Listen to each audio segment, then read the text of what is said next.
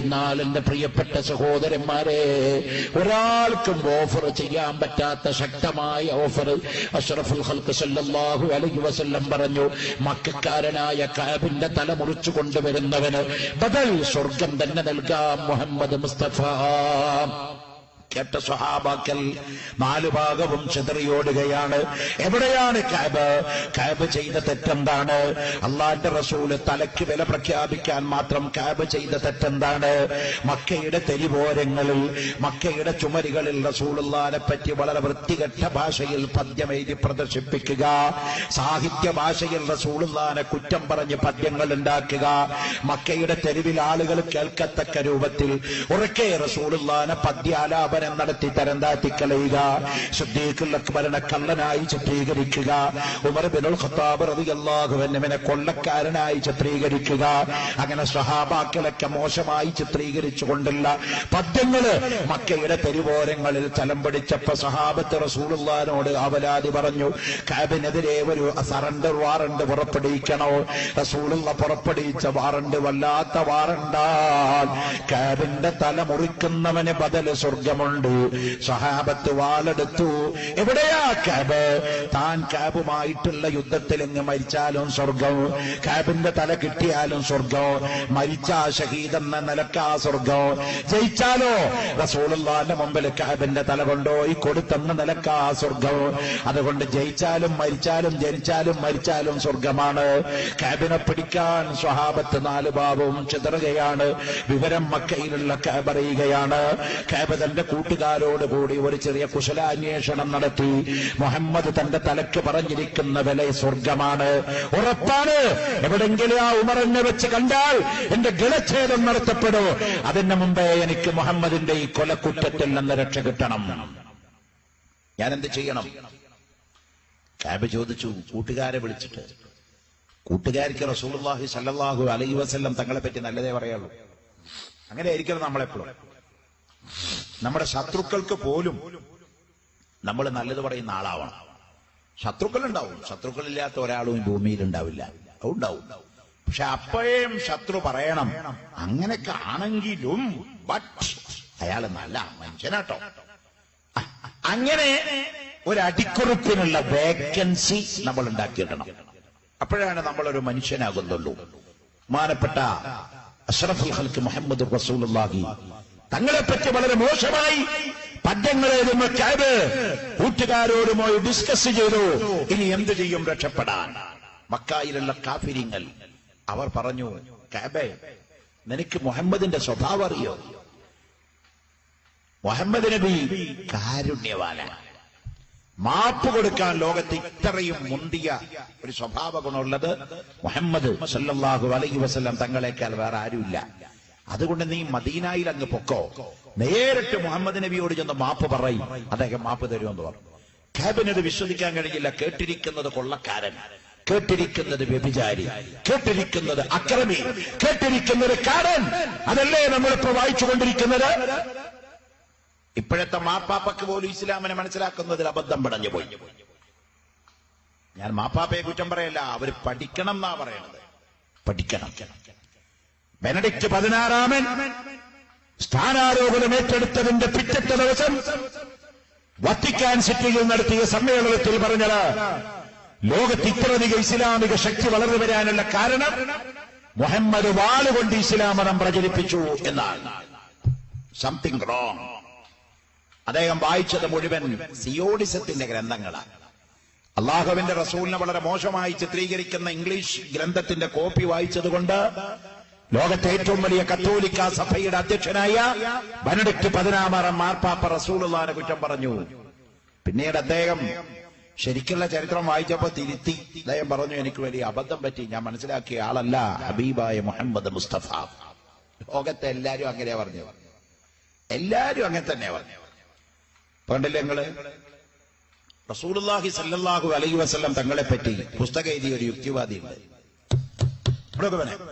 യൂറോപ്പിൽ അറിയപ്പെട്ട യുക്തിവാദിയ Morris ബുക്കായി. Morris ബുക്കായി അയാൾ എഴുതിയ പുസ്തകത്തിന്റെ പേര് മുഹമ്മദ് ദി ഇഡിയറ്റ് എന്നാണ്. ഇംഗ്ലീഷിൽ അതിന്റെ വാക്കിന്റെ അർത്ഥം ഒക്കെ അറിയാം. ഇഡിയറ്റ് എന്ന് ഇംഗ്ലീഷിൽ പ്രയോഗിച്ചാൽ അമ്പര വിട്ടി ലക്കും ലഗാനുമില്ലാത്തവനെന്നാണ് അർത്ഥം. ആ മോറീസ് ബുക്കായി അള്ളാഹുവിന്റെ റസൂലിനെ പറ്റി ഇഡിയറ്റ് എന്ന് പറയാനുള്ള കാരണം എന്താണെന്നറിയോ? ഒരു ഈച്ചയുടെ കഥയാ. ഇമാം ബുഖാരിയിലും മുസ്ലിമിലൊക്കെ ഉദ്ധരിക്കുന്ന ഒരു ഹദീസ് ഉണ്ട്. ഈച്ച വന്ന് വെള്ളത്തിൽ ചാടിയാല് ആ ഈച്ചനെ ഒന്ന് പൊക്കിപ്പിടിച്ച് നല്ലോണം ഈച്ചയുടെ 2 ചിറകുകളും വെള്ളത്തിൽ താഴത്തക്ക രൂപത്തിൽ മുക്കി, വീണ്ടും പൊക്കി, വീണ്ടും മുക്കി, വീണ്ടും പൊക്കി, വീണ്ടും പൊക്കി, അങ്ങനെ 3 വട്ടം ഈച്ചയെ വെള്ളത്തിൽ മുക്കി ഈച്ചയെ പുറത്തു കളഞ്ഞാൽ ആ വെള്ളം ഓട്ടോമാറ്റിക് ശുദ്ധിയായി ഇപ്പൊ നിങ്ങൾക്ക് കുടിക്കാം.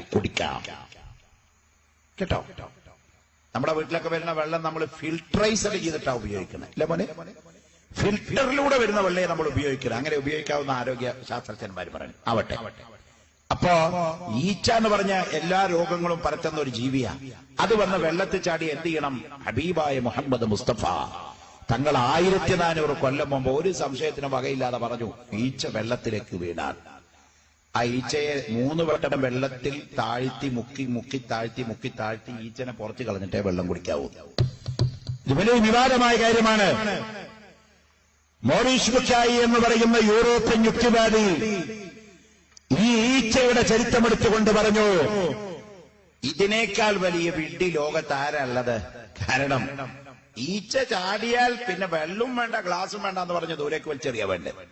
പകരം ചാടിയത് ഏതായാലും ചാടി, ആ ചാടിയ ഈച്ചനെ 3 വട്ടം മുക്കിയിട്ട് ഈച്ച ജ്യൂസ് കുടിക്കണമെന്ന് പറയണ മുഹമ്മദ് നബിയുടെ തർക്കശാസ്ത്രം പാവപ്പെട്ട ബിലാലിനെ പോലത്തെ ആളുകൾക്കല്ലാതെ ആർക്കാണ് അക്സെപ്റ്റ് ചെയ്യാൻ സാധിക്കുക എന്ന് മോറീസ് ബുക്കായി തന്റെ മുഹമ്മദ് ഇഡിയറ്റ് എന്ന് പറയുന്ന ഗ്രന്ഥത്തിൽ അല്ലാഹുവിന്റെ റസൂലിനെ തരം താഴ്ത്തിക്കൊണ്ട് ചോദിക്കപ്പെടുകയുണ്ടായി. എന്നാൽ 1886 ജപ്പാനിൽ അവട്ടാതിയിൽ ജനിച്ച ഡോക്ടർ കൈറോത്തുമീസ് എന്ന് പറഞ്ഞ മറ്റൊരു ക്രിസ്ത്യാനി, അയാൾ മുസ്ലിമല്ല, മുവഹിദല്ല, ഏകദൈവ വിശ്വാസിയല്ല, അല്ലാഹുവിന്റെ റസൂലിനെ വിമർശിക്കാൻ വേണ്ടി പുസ്തകം എഴുതാൻ തീരുമാനിച്ച മനുഷ്യനാണ്. പക്ഷേ അയാൾ ഒരു സാമാന്യ മര്യാദ കാണിച്ചു. ഫസ്അലൂ അഹ്ല ദിക്രി ഇൻ കുൻതും ലാ തഅലമൂൻ. നിങ്ങൾക്ക് വിവരമില്ലാത്ത കാര്യങ്ങൾ പറയുന്നതിന് മുന്നേ വിവരമുള്ളവരോടൊന്ന് ചോദിക്കാനുള്ള സന്നദ്ധത നിങ്ങൾ കാണിക്കണം. നമുക്ക് വിവരമില്ലാത്തൊരു കാര്യങ്ങൾക്ക് അന്തിമമായ വിധി നമ്മൾ അങ്ങ് പ്രഖ്യാപിക്കരുത്. വിവരമുള്ളവരോടൊരു പക്ഷേ നിങ്ങൾ ചോദിച്ചു മനസ്സിലാക്കണം. ആ ഡോക്ടർ കൈറോത്തുമീസ് എന്ന് പറഞ്ഞ ക്രിസ്ത്യാനി സൗദി അറേബ്യയിലെ കിങ് അബ്ദുൽ അസീസ് യൂണിവേഴ്സിറ്റിയിൽ വന്നിട്ട് 4 കൊല്ലം ഇമാം ബുഖാരിയെ സംബന്ധിച്ച് പഠനം നടത്തിയിട്ട് പരിശുദ്ധമായ ഹദീസ് കൊണ്ടുപോയിട്ട് ഈച്ചയെ പിടിച്ച് ലബോറട്ടറിയിൽ കൊണ്ടുപോയിട്ട് നിരന്തരമായ പഠന ഗവേഷണങ്ങൾ നടത്തിയപ്പോ കൈറോത്തുമീസ് ഒരു സുപ്രഭാതത്തിൽ കണ്ടു ഞെട്ടിപ്പോയി. ഈച്ച എപ്പോഴോ എവിടെയോ വന്ന് വീഴട്ടെ. ഈച്ച സ്വാഭാവികമായി വീഴുമ്പോഴേക്ക് ഒരു ചിറക് കുത്തി മറ്റേ ചിറക് പൊക്കിയിട്ടാണ് വീഴുന്നത്. കുത്തി വീഴുന്ന ചിറകിലാണ് ഈച്ചന്റെ പോയിസൺ ഉള്ളത്. ഉയർത്തിപ്പിടിച്ച ചിറകിലോ ആ പോയിസനെ നശിപ്പിക്കാനുള്ള പ്രതിരോധ വാക്സിൻ മറ്റേ ചിറകിലുണ്ടല്ലോ. കൈറോത്തുമീസ് എന്ന് പറഞ്ഞ ക്രിസ്ത്യാനിയുടെ ചിന്ത അതിന്റെ അപ്പുറത്തേക്കും പന്ത കടന്നുപോയി. കുത്തി വീഴുന്ന ചിറകിലുള്ള പോയിസന്റെ പേരയാള് കണ്ടുപിടിച്ചു. ആ പോയിസനെ നശിപ്പിക്കാനുള്ള പ്രതിരോധ മരുന്നിന്റെ പേരും കണ്ടുപിടിച്ചു. ആ 2 പേരും ലോകത്തയാൾ ഇംപ്ലിമെന്റ് ചെയ്തു. അയാൾ പറഞ്ഞു, മുഹമ്മദുൻ സയ്യിദുൽ കൗനൈനി വസ്സഖലൈനി വൽ ഫരീഖൈനി മിൻ ഉർബിൻ വമിൻ അജബി. ലോകത്ത് മുഹമ്മദ് നബിയോളം ബുദ്ധിമാനായ ഒരു മനുഷ്യൻ ലോകത്ത് ഞാൻ കാണുന്നില്ല. നിരക്ഷര കുക്ഷിയായ, അക്ഷരാഭ്യാസമില്ലാത്ത, കോളേജിലേക്ക് പോകാത്ത, യൂണിവേഴ്സിറ്റിയിൽ നിന്ന് ഡിഗ്രി നേടാത്ത മുഹമ്മദല്ലേ വിളിച്ചു പറയുന്നത്. ഈച്ചയുടെ ഒരു ചിറകിൽ പോയിസനാൻ, മറ്റേ ചിറകിൽ അതിനെ നശിപ്പിക്കാനുള്ള ആന്റിഡോട്ട് എന്ന് പറയുന്ന വാതകം ഈച്ചയുടെ മറ്റേ ചിറകിലുണ്ടെന്ന് ലോകത്താദ്യം പഠിപ്പിച്ച മുഹമ്മദ് മുസ്തഫ പറഞ്ഞപ്പോ മോറീസ് ബുക്കായി ചാവണേന്റെ മുമ്പേ ഡോക്ടർ കൈറോത്തുമീസ് ഫത്വ കൊടുത്തു. മോറീസ് ബുക്കായി വേറൊരു പുസ്തകം എഴുതിയിട്ട് പറഞ്ഞു, എനിക്ക് അബദ്ധം പറ്റി. മുഹമ്മദ് നബി സല്ലല്ലാഹു അലൈഹി വസല്ലം സാധാരണ മനുഷ്യനല്ല. ലോകത്ത് പറയാത്ത ഒറ്റ വർഗ്ഗേ ഉള്ളൂ. എന്റെ കമ്മീഷന്റെ റൂള് പ്രകാരം പറയാൻ പാടില്ല. പക്ഷെ ഇവിടെ ഇപ്പോ വയലാലോ നടക്കുന്നത്. കമ്മീഷനിലെ എല്ലാരും ഒരുപോലെ കാണണം. അപ്പൊ കമ്മീഷനല്ല, അപ്പൊ വയലായിട്ടാ വന്നത്. ലോകത്ത് നബി സല്ലല്ലാഹു അലൈഹി വസല്ലം തങ്ങൾ സാധാരണ മനുഷ്യനാണെന്ന് പറയുന്ന ഒരൊറ്റ വർഗ്ഗേ ഉള്ളൂ, ജമാഅത്തെ ഇസ്ലാമി മുജാഹിദും. എന്തിനധികം നിങ്ങൾ ബൈബിൾ പരിശോധിച്ചു നോക്കൂ. മത്തായി സുവിശേഷത്തിന്റെ 16-ാം അധ്യായം 20, 21, 22 വാചകം എടുത്തു പരിശോധിച്ചു നോക്കി. റസൂലുള്ളാഹിനെ പറ്റി മത്തായി എന്താ പറഞ്ഞത്? മത്തായി പറയുന്നു, ഞാൻ നിങ്ങളോടുകൂടെ ഇരിക്കുമ്പോൾ ഇത് പറയുന്നു, ഞാൻ പോവാതിരുന്നാൽ സത്യത്തിന്റെ പരിശുദ്ധാത്മാവ് നിങ്ങളിലേക്ക് വരികയില്ല. പിതാവ് എന്റെ നാമത്തിൽ അയക്കുന്ന സത്യത്തിന്റെ പരിശുദ്ധാത്മാവ് നിങ്ങളിൽ വന്നാൽ എന്നെ കൊണ്ടിരിക്ക കൊണ്ടവനോട് സാക്ഷി പറവീൻ.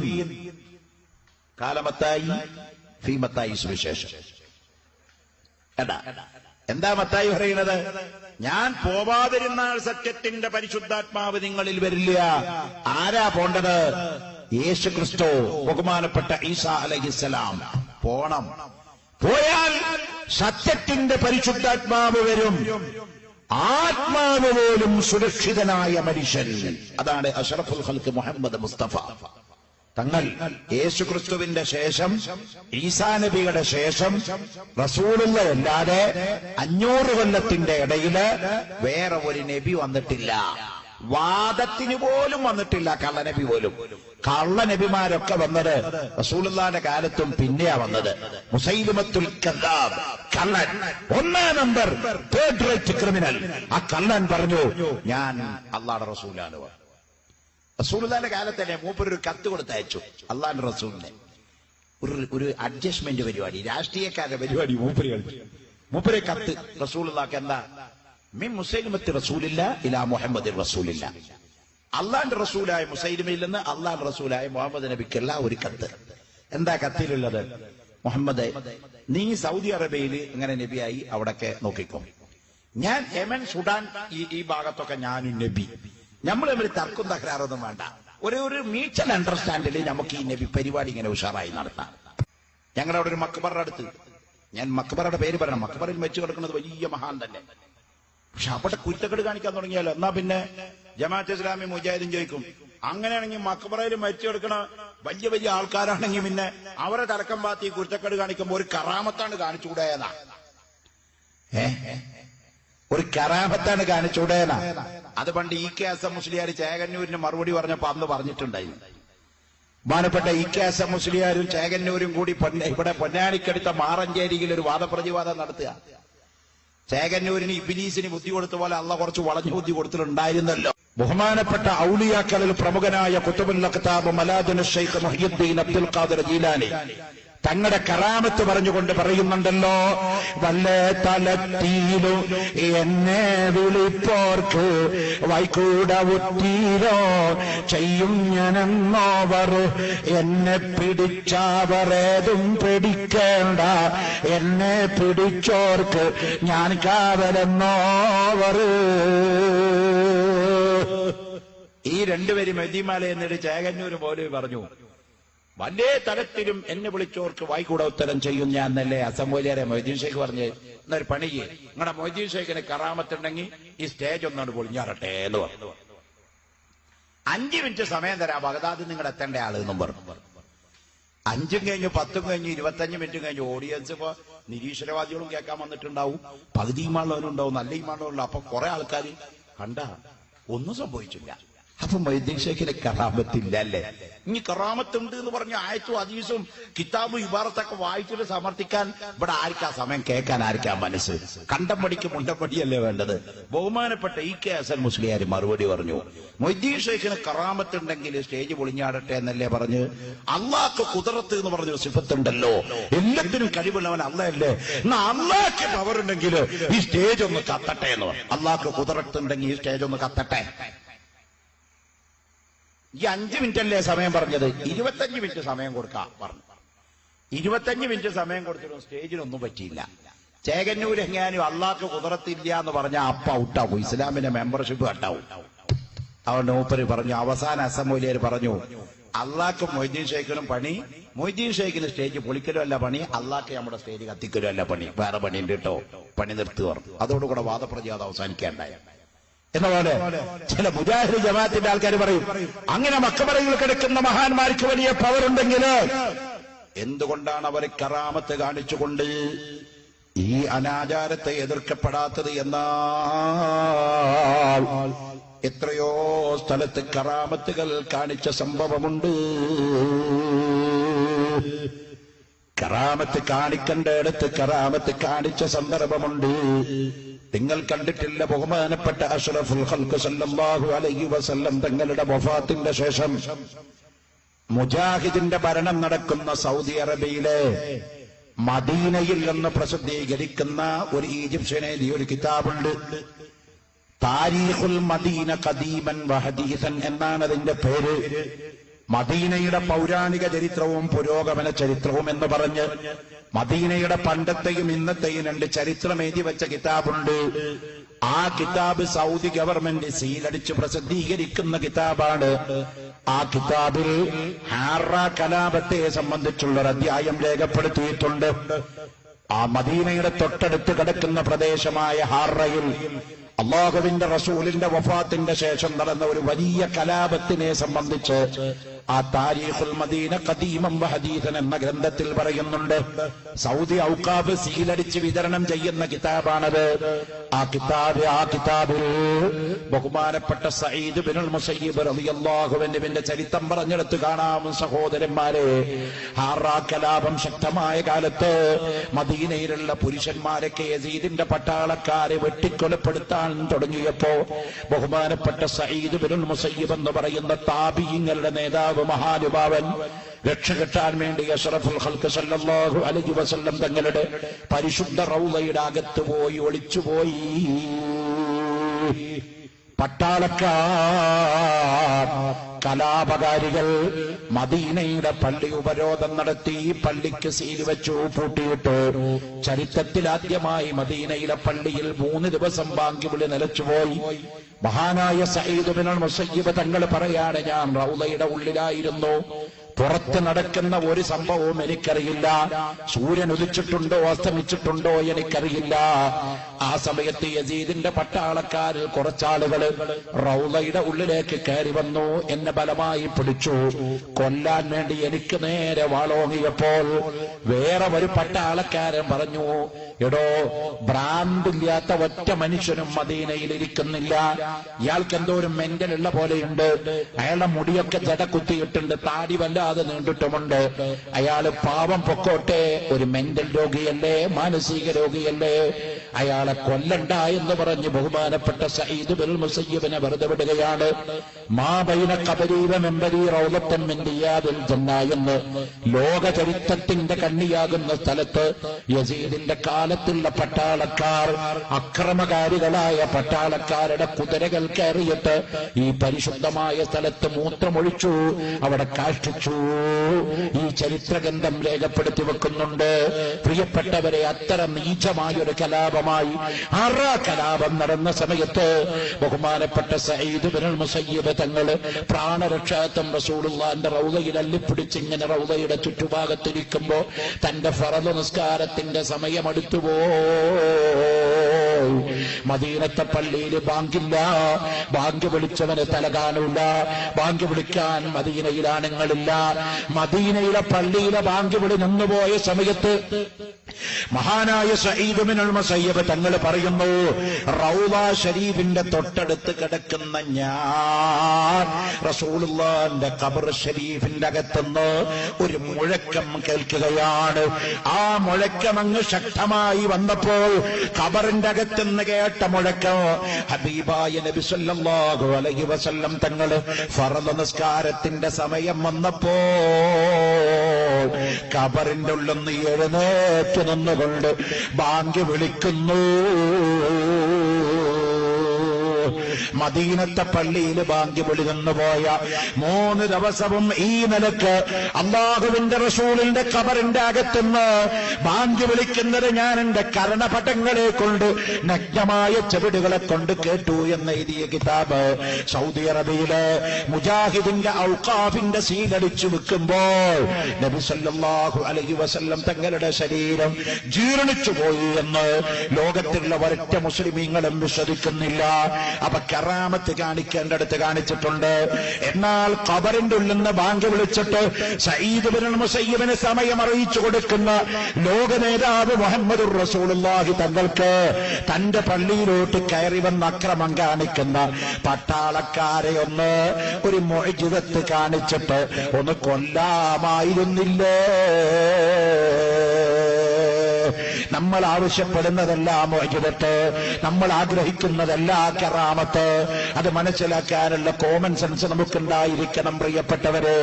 അതുകൊണ്ട് നാം മനസ്സിലാക്കണോ, മഹാന്മാരായ ഔലിയാഇന്റെ ഖബറിന്റെ അടുത്ത് കോപ്രാട്ടിത്തം കാണിക്കുന്നവർക്ക് അവരുടെ ആഖിബത്ത് വളരെ മോശമാവുന്നതാണ്. അവർ സൂൽ ഖാത്തിമത്ത് കൊണ്ട് മരണപ്പെട്ടു പോകുന്നതാണ്. എത്രയോ മഖബറകളുടെ അകത്ത് സുന്നത്ത് ജമാഅത്തിന്റെ പേര് പറഞ്ഞ് അന്ധവിശ്വാസങ്ങൾ നടത്തുന്നുണ്ട്. അത് അഖിലു സുന്നത്തി വൽ ജമാഅത്തിന്റെ അജണ്ടയിൽ പെടുത്തരുത്. അതിനെ മുസ്ലിം സമുദായത്തിന്റെ അകത്തുനിന്ന് എതിർക്കാനുള്ള ഒരു കഴിവ് നമുക്കുണ്ടാവണോ? ആനപ്പൂരങ്ങൾ നടത്തുന്നത് സുന്നീസമല്ലല്ലോ. ഖബറിന്റെ അടുത്ത് അന്യ സ്ത്രീകളെ കൊണ്ടുവന്നിട്ട് മറവില്ലാതെ അന്യപുരുഷന്മാര് തലയിൽ കൊടിവെച്ചൊഴിഞ്ഞു കൊടുക്കുന്നത് സുന്നീസമല്ലല്ലോ. അതുപോലെ പരിശുദ്ധ ഇസ്ലാമിനും സുന്നികൾക്കും എതിരായ ഒരുപാട് അന്ധവിശ്വാസങ്ങൾ സമുദായത്തിന്റെ അകത്ത് ആരൊക്കെയോ അള്ളിപ്പിടിപ്പിച്ച് കയറിയിട്ടുണ്ട്. അതിൽ നിർമ്മാർജ്ജനം ചെയ്യുന്ന വിഷയത്തില് സുന്നത്ത് ജമാഅത്തിന്റെ പ്രവർത്തകന്മാർ, SYSന്റെ പ്രവർത്തകന്മാർ, SSFന്റെ പ്രവർത്തകന്മാർ രംഗത്ത് വരണം. എന്നാൽ അന്ധവിശ്വാസങ്ങളുടെ മറവില് വിശ്വാസങ്ങളെ തച്ചുടക്കാൻ അനുവദിക്കപ്പെടുന്ന പ്രശ്നമേ ഇല്ല. അന്ധവിശ്വാസങ്ങളുടെ മറവില് ആരായിരുന്നാലും വിശ്വാസങ്ങളെ തച്ചുടക്കാൻ അനുവദിക്കുന്ന പ്രശ്നമേ ഇല്ല. അന്ധവിശ്വാസങ്ങൾക്ക് എക്കാലത്തും എതിര് നിന്ന മതമാണ് ഇസ്ലാം. വിശ്വാസങ്ങളെ സൂക്ഷിക്കുന്ന മതവുമാണ് ഇസ്ലാം. ഇരിക്കട്ടെ, ഞാൻ പറഞ്ഞു വെക്കുന്നു, ബഹുമാനപ്പെട്ട അഷ്റഫുൽ ഖൽഖ് മുഹമ്മദുർ റസൂലുള്ളാഹി തങ്ങളെ കുറ്റം പറഞ്ഞവർ തിരുത്തി എഴുതിയിട്ടുണ്ട്. മോറീസ് ബുക്കായിയുടെ കഥ പറഞ്ഞത് അതിനാണ് കേട്ടോ. മോറീസ് ബുക്കായി റസൂലുള്ളാഹിനെ അവസാനം നല്ല മനുഷ്യനെന്ന് എഴുതപ്പെട്ടു പോയി. അതാണ് ഞാൻ പറഞ്ഞത്, ബഹുമാനപ്പെട്ട കഅബ് റളിയല്ലാഹു തആല അൻഹു മുസ്ലിമായിട്ടില്ലായിരുന്നു. അന്ന് കാഫിരീങ്ങളിൽപ്പെട്ട ആളാണ്. ആ കഅബ് കൂട്ടുകാരെ വിളിച്ചുകൊണ്ട് ചോദിച്ചു, മുഹമ്മദിന്റെ സ്വഭാവം എന്താണ്? ആ കാഫിരീങ്ങൾ പറഞ്ഞു, മുഹമ്മദിനോട് ഞങ്ങൾക്ക് ഒറ്റ വിരോധമേ ഉള്ളൂ, അയാൾ നബിയാണെന്ന് പറയാൻ പാടില്ല. അബൂജാഹിൽ പോലും പറഞ്ഞത് അതല്ലേ? അബൂജാഹിലിന്റെ അഭിപ്രായം എന്താ റസൂലുള്ളാഹിനെ പറ്റി? ബദർ യുദ്ധം കഴിഞ്ഞിട്ട് അബൂജാഹിൽ ഇങ്ങനെ ചാവാൻ കിടക്കുക. ആ ക്രിട്ടിക്കൽ സ്റ്റേജിൽ കിടക്കുമ്പോ സ്വഹാബത്ത് അബൂജാഹിലിന്റെ തലക്ക് വേണ്ടി ഇങ്ങനെ ഓടുക, എവിടെയാവൻ എവിടെയാവൻ എവിടെയാവൻ. അള്ളാഹുവിന്റെ റസൂലിനെ എത്ര അധികം ദ്രോഹിച്ച അവനെവിടെ, ബദറിൽ ചത്തുണ്ടോ എന്ന് അറിയാൻ വേണ്ടി സ്വഹാബത്ത് ഇങ്ങനെ ഓടി നടക്കുക.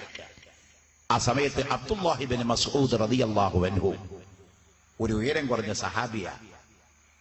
അദ്ദേഹം കർഷകനാണ്, ആട് നോക്കുന്ന ആളാണ്. അദ്ദേഹത്തിന്റെ കയ്യിൽ ഒരു തല പൊട്ടിപ്പോയ ഒരു മുടന്തൻ വാളുണ്ട്. അതും പിടിച്ചിങ്ങനെ ബദറിലൂടെ നടക്കുമ്പോ ഒരു കരിമല്ലൻ പോലത്തെ ഒരു സാധനം ഇങ്ങനെ കിടന്ന് അനങ്ങുന്നു. അന്നക്കോണ്ടയേക്കാൾ കടുപ്പുള്ള സാധനം. അബ്ദുല്ലാഹി ഇബ്നു മസ്ഊദ് റളിയല്ലാഹു അൻഹു അടുത്ത് എന്ന് നോക്കുമ്പോ മനുഷ്യൻ തന്നെയാ, പാറയല്ല. കാരണം ബദറിന്റെ സൈഡിലൊക്കെ പാറയും മലയൊക്കെ അല്ലല്ലോ, അപ്പൊ ഇത് പാറയല്ല, മനുഷ്യൻ തന്നെയാ.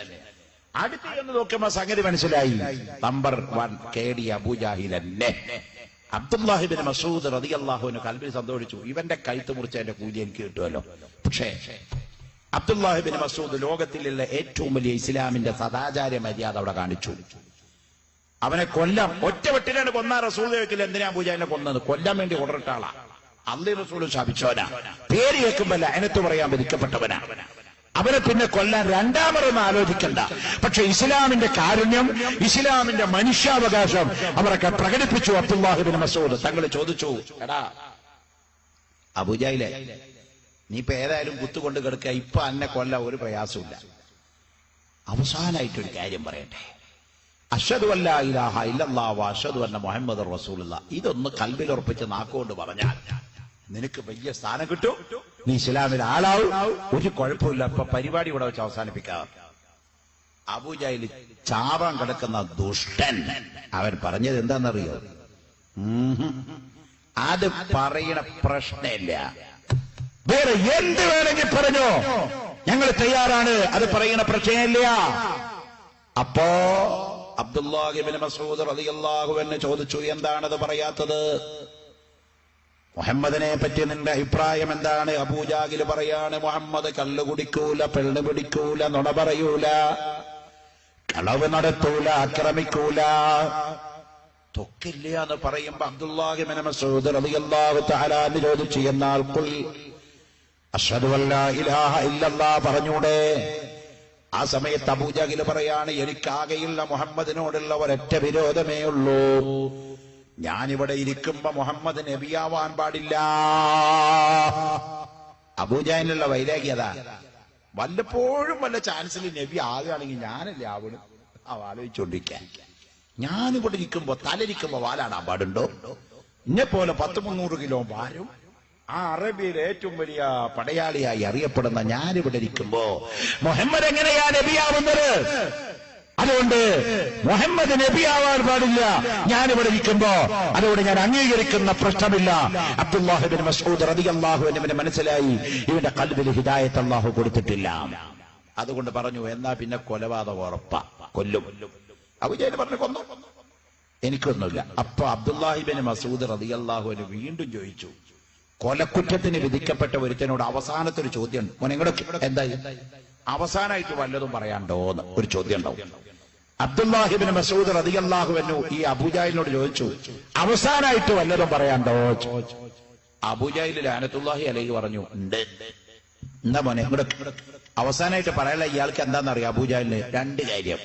ഒന്ന്, എന്റെ കഴുത്ത് മുറിക്കുന്ന സമയത്ത് ബ്രോയിലർ ചിക്കനെ അറക്കുന്നത് പോലെ ഇവിടെ അറക്കരുത്, ഹൽക്കിൽ അറക്കരുത്. പിന്നെ എന്റെ കഴുത്ത് മുറിക്കുമ്പോ ഷോൾഡർ അടക്കം അങ്ങോട്ട് കേട്ടിട്ട് ഇവിടുന്ന് മുറിക്കണം. അപ്പൊ അബ്ദുല്ലാഹി ഇബ്നു മസ്ഊദ് ചോദിച്ചു, എന്തിനാ ചോദിച്ചു? അതോ നിന്റെ കഴുത്ത് മുറിച്ചിട്ട് അന്റെ മുഹമ്മദിന്റെ മുമ്പിൽ കൊണ്ടുപോയി വെക്കുമ്പോ അങ്ങ് ഞെട്ടട്ടെ മൂപ്പരിന്റെ തല കണ്ടിട്ട്. ആഹാ, അബൂജഹലിന്റെ തല കൊണ്ടുപോയി വെക്കുമ്പോ ഈ നൊച്ചന്റെ തല കൊണ്ടുപോയി വെക്കണ പോലെ ചെറുതാവരുത്, കുറച്ച് വലിയ തലയായിക്കോട്ടെ. അതുകൊണ്ട് ഈ ഷോൾഡർ അടക്കം മുറിച്ചു കളയണം. കണ്ടോ? രണ്ടാമത്തെ അവന്റെ വസീയത്ത്, നിന്റെ കയ്യിലിരിക്കുന്ന മൂർച്ചയില്ലാത്ത കൊക്കണാങ്കത്തി വാളുകൊണ്ട് എന്റെ കഴുത്ത് മുറിക്കരുത്. എന്റെ അരയില് സ്വർണത്തിന്റെ പിടിവാള് ഉള്ള മനോഹരമായ വാളുണ്ട് അബ്ദുള്ള, അതെടുത്തുകൊണ്ട് എന്റെ കഴുത്ത് ഒറ്റവെട്ടിന് 2 കട്ടമാക്ക്. എന്നിട്ട് മുഹമ്മദിന്റെ മുന്നിലേക്ക് എന്റെ ഗലം കൊണ്ടുപോയി കൊടുക്കൂ എന്ന് നിസ്സംഗതയോടെ പറഞ്ഞ കിബറനിൽ മുതകബ്ബിറായ ലഅനത്തുല്ലാഹി അബീ ജഹൽ അബ്ദുല്ലാഹി ഇബ്നു മസ്ഊദ് റളിയല്ലാഹു തആല അൻഹു ഇവന്റെ തല മുറിച്ചുകൊണ്ട് അഷ്റഫുൽ ഖൽഖ് സല്ലല്ലാഹു അലൈഹി വസല്ലം തങ്ങളുടെ അടുത്ത് ചെന്നപ്പോൾ അല്ലാഹുവിന്റെ റസൂലിന്റെ 2 കണ്ണുകളും നിറഞ്ഞു കവിഞ്ഞൊഴുകുകയാണ്. കാരണം ഒരക്രമിയാണ് കൊന്നതെങ്കിലും റസൂലുള്ളാഹിക്ക് കൊല്ലുന്നത് ഇഷ്ടമല്ലല്ലോ. അല്ലാഹുവിന്റെ റസൂല് പറഞ്ഞുപോയി, അബ്ദുല്ലാഹി ഇബ്നു മസ്ഊദ്, നിങ്ങൾ വലിയ സ്ഥാനത്തുള്ള ആളാണ്, നിങ്ങൾക്ക് വലിയ മഹത്വമുണ്ട്. പക്ഷേ അബൂജഹലിനെ കൊല്ലണമെന്നല്ലായിരുന്നു നമ്മുടെ ആഗ്രഹം. അല്ലാഹു അവന് ഹിദായത്ത് നൽകാതെ പോയി. അള്ളാഹിന്റെ റസൂല് വളരെ നേരത്തെ വരുന്നൊരു സംഭവമുണ്ട്. അല്ലാഹുമ്മ അയ്യിദിൽ ഇസ്ലാമ ബി അഹദിൽ ഉമറൈൻ, രണ്ടാലൊരു ഉമറിനെ ഒന്ന് ഹിദായത്ത് നൽകി മുസ്ലിമാക്കണം തമ്പുരാനെ. 2ഉം കൂടി കിട്ടിയാൽ വളരെ നല്ലതാണ്, അല്ലെങ്കിൽ 2-1 തരണം. ആ ദുആ അല്ലാഹു സ്വീകരിച്ചു. ബഹുമാനപ്പെട്ട ഉമർ ഇബ്നുൽ ഖത്താബ് റളിയല്ലാഹു അൻഹു ഇസ്ലാമിന്റെ 40ാമത്തെ മെമ്പറായി മുസ്ലിമായി. രണ്ടാമതൊരു ഉമർ എന്ന് റസൂലുള്ളാഹിന്റെ മനസ്സിലുള്ളത് ഇവനായിരുന്നു, അബൂജഹലായിരുന്നു. ഹിദായത്ത് എന്ന് പറയുന്ന സന്മാർഗത്തിന്റെ വെളിച്ചം റബ്ബിന്റെ ഭാഗത്തുനിന്ന് ഡയറക്റ്റ് കിട്ടുന്ന ഒരു വെളിച്ചമാണ്. അത് നൽകപ്പെടാത്തത് കൊണ്ട് അബൂജഹൽ കൊടിയ കാഫിരീങ്ങളുടെ നേതാവായി ചത്തുപോയി. കാലകാലം നരകത്തിൽ കിടക്കുന്ന വർഗശത്രുവായി മാറി. ഇരിക്കട്ടെ സഹോദരന്മാരെ, ഞാൻ പറഞ്ഞത് ആ വർഗശത്രു പോലും റസൂലുള്ളാഹിനെ പറ്റി പറഞ്ഞത് മുഹമ്മദ് നുണ പറയൂല, മുഹമ്മദ് കള്ളനല്ല, വ്യഭിചാരിയല്ല. അതുകൊണ്ട് ബഹുമാനപ്പെട്ട കഅബ് തീരുമാനിച്ചു, മദീനയിൽ ചെന്ന് നബിയോട് നേരിട്ടൊന്ന് മാപ്പ് പറയണോ? മദീനയിലേക്ക് എത്തുന്നതിന്റെ ഉള്ളിൽ ആരെങ്കിലും കൊന്നുകളഞ്ഞാലോ എന്ന ഭയം കൊണ്ട് മുസ്ലിം സ്ത്രീകൾ ധരിക്കുന്ന പർദ വാങ്ങിയിട്ടങ്ങ് ധരിച്ചിട്ട് ഒരു കുതിരപ്പുറത്ത് കയറി ദിവസങ്ങളോളം മദീനയിലേക്ക് യാത്ര ചെയ്തിട്ട് അല്ലാഹുവിന്റെ റസൂല് മദീനത്തെ പള്ളിയുടെ ഉമ്മറത്ത് കൂടിയിരിക്കുന്ന സദസ്സിന്റെ മുമ്പിലേക്ക് അങ്ങെത്തിയപ്പോൾ കുതിരപ്പുറത്ത് കയറി നിന്നുകൊണ്ട് കഅബ് എഴുന്നേറ്റ് നിന്നുകൊണ്ട് പർദധാരണയായിക്കൊണ്ട് ഒരു ചോദ്യം ചോദിക്കുകയാണ്, മുഹമ്മദ് അങ്ങേക്ക് ഇപ്പൊ ലോകത്തെ ഏറ്റവും അധികം വൈരാഗ്യമുള്ളതാരോടാണ്, ഏറ്റവും അധികം വിഷമമുള്ളതാരോടാണ് ഒന്ന് പറയാനൊക്കെ എന്ന് ചോദിച്ചപ്പോ കൽബിന്റെ ഉള്ളിലിരിക്കുന്നത് അള്ളാഹു അറിയിച്ചു കൊടുത്ത ലോക ജനനായകനായ മുഹമ്മദ് മുസ്തഫ സല്ലല്ലാഹു അലൈഹി വസല്ലമ തങ്ങള് അവിടെ ഉച്ചൈശ്വരം പറയാണ്, എനിക്ക് ഈ ലോകത്തെ ഏറ്റവും അധികം വൈരാഗ്യമുള്ളത് മക്കക്കാരനായ കഅബിനോടാണ്. ആ ദിവസത്തിന്റെ ഉള്ളിൽ ചൂളിപ്പിടിച്ചു നിൽക്കുന്ന കഅബ് ഉച്ചൈശ്വരം വിളിച്ചു പറയാണ്, മുഹമ്മദേ, ആ കഅബിന് ഒരു മാപ്പ് പറഞ്ഞുകൊണ്ട് നിന്റെ കാലിന്റെ ചുവട്ടിലേക്ക് വന്നാൽ ആ കഅബിന് മാപ്പ് കൊടുക്കുമോ? അല്ലാഹുവിന്റെ റസൂൽ പറയാണ്, കഅബ് അശ്ഹദു അല്ലാ ഇലാഹ ഇല്ലല്ലാഹ് വ അന്ന മുഹമ്മദർ റസൂലുള്ളാഹ് എന്ന കലിമത്ത് തൗഹീദ് നാക്കിക്കൊണ്ട് പറഞ്ഞ് ഹൃദയത്തിൽ ഉറപ്പിച്ച് കഅബ് വന്നാൽ ആ കഅബിന് മാപ്പ് കൊടുക്കാമല്ലോ എന്ന് പറഞ്ഞപ്പോ മുഖമൂടി അങ്ങ് വലിച്ചൂറിയിട്ട് വ അന്നക റസൂലുള്ളാഹ് എന്ന് പറഞ്ഞ് നബി തങ്ങളുടെ ഹളറത്തിലേക്ക് ഓടി വരുമ്പോൾ ധീരനായ ഉമർ ഇബ്നുൽ ഖത്താബ് റളിയല്ലാഹു അൻഹു കയ്യിലുള്ള ഊരിപ്പിടിച്ച വാളുമായിട്ട് നിന്നിട്ട് പറഞ്ഞു, ഇവൻ മുനാഫിഖാണ് നബിയേ, ഇവന്റെ കരുത്ത് വെട്ടിക്കളയണം നബിയേ.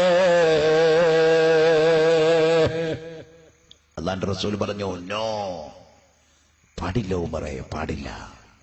കഅബ് ഇപ്പൊ മുനാഫിഖല്ല, മുസ്ലിമാൻ. അയാളുടെ ഖൽബ് തൗബ ചെയ്ത് മടങ്ങി. അതുകൊണ്ട് കഅബിന്റെ രക്തത്തിനും അയാളുടെ മജ്ജക്കും മാംസക്കും ഇപ്പൊ സുരക്ഷിതത്വമുണ്ട്. കഅബിനെ അങ്ങോട്ട് കടത്തിവിടൂ. അള്ളാന്റെ റസൂലിന്റെ മുമ്പിൽ വന്ന് കൊച്ചു കുട്ടികൾ കരയണ പോലെ ഇങ്ങനെ കണ്ണീരിങ്ങനെ കരയാ. എന്തിന് കരയണം? അബദ്ധം പറ്റി നബിയെ, നിങ്ങളെ മനസ്സിലാക്കാൻ പറ്റിയില്ല. അങ്ങനെയാണല്ലോ പലരും മനസ്സിലാക്കി വരുമ്പോഴാണല്ലോ പിന്നീട് കാര്യങ്ങൾ തിരുത്തുക. അതുകൊണ്ട് എനിക്ക് മനസ്സിലാക്കാൻ പറ്റിയില്ല. ഒരുപാട് കാലം റസൂലുള്ളാഹിനെ പറ്റി തെറിപ്പാട്ട് പാടി പാടി പാടി എഴുതിയുണ്ടാക്കിയ കവിയായ കഅബ് അവിടെ നിന്നുകൊണ്ട് പറഞ്ഞു, അള്ളാന്റെ റസൂലിനെ പറ്റി എനിക്ക് 2 വാക്ക് ഒരു നല്ല കവിത ഉണ്ടാക്കി പാടണം. ബഹുമാനപ്പെട്ട റസൂലുള്ള കവിത ആസ്വദിക്കുന്ന ആളാണ്, റസൂലുള്ള കലാകാരനാണ്, സാഹിത്യകാരനാണ്. മോനെ, അതിനൊക്കെ ധാരാളം തെളിവൂടെ കൊണ്ടുവരാനുണ്ട്. നമ്മുടെ സമയം വളരെ സൃഷ്ടിച്ചിരിക്കുന്നു. അതുകൊണ്ട് ഒറ്റ വാക്ക് പറയാം. റസൂലുള്ള ഏറ്റവും വലിയ കലാകാരനാണ്, കവിത ആസ്വദിക്കുന്ന ആളാണ്, സാഹിത്യകാരനാണ്, എഴുത്തുകാരനാണ്, പ്രാസംഗികനാണ്, ധൈര്യമുള്ള ആളാണ്, സ്ഥൈര്യമുള്ള ആളാണ്. അള്ളാന്റെ റസൂലിനെ വെല്ലാൻ ഒരു ക്വാളിഫിക്കേഷനും ഒരാൾക്കും അള്ളാഹു ഇന്നേ വരെ നൽകിയിട്ടില്ല. റസൂലുള്ള പറഞ്ഞു, പാടിക്കോ പാടിക്കോ, ഞാൻ ആ കവിത ഒന്ന് കേൾക്കട്ടെ. ONV കുറുപ്പിന്റെ കവിതയല്ല കഅബിന്റെ കവിത, MT വാസുദേവൻ നായരുടെ കവിതയല്ല കഅബിന്റെ കവിത, തകഴി ശിവശങ്കര പിള്ളയുടെ കവിതയല്ല കഅബിന്റെ കവിത. പ്രിയപ്പെട്ടവരെ, കഅബ് ഇബ്നു സുബൈർ ഒറ്റ കവിത അങ്ങ് പാടി റസൂലുള്ളാഹിന്റെ മുമ്പിൽ വെച്ച്, ഇന്നർ റസൂലല്ല സൈഫുൻ യുസ്തളാഉ ബിഹി മുഹന്നദുൻ മിൻ സുയൂഫില്ലാഹി മസ്ലൂലു മൗലായ സ്വല്ലി വസല്ലിം ദായിമൻ അബദാ അലാ ഹബീബിക ഖൈറിൽ ഖൽഖി കുല്ലിഹിം. മുനാഫിഖാണ്, തലവെട്ടണോന്ന് പറഞ്ഞ ഉമർ ഇബ്നുൽ ഖത്താബിന്റെ കണ്ണ് നിറഞ്ഞു പോയി, സ്വഹാബത്തിന്റെ കണ്ണ് നിറഞ്ഞു പോയി, ഹൃദയത്തിന്റെ ഉള്ളിൽ നിന്ന് കാരുണ്യത്തിന്റെ ഉറവ പൊട്ടിപ്പോയി, കണ്ണുകളിൽ കൂടി അശ്രുഗണങ്ങൾ ഉതിർന്നു വീണുപോയി. നബിതങ്ങളെ കെട്ടിപ്പിടിച്ചുകൊണ്ട് കരഞ്ഞു ബഹുമാനപ്പെട്ട കഅബ്. പ്രിയപ്പെട്ടവരെ, അതാണ് ഇസ്ലാം.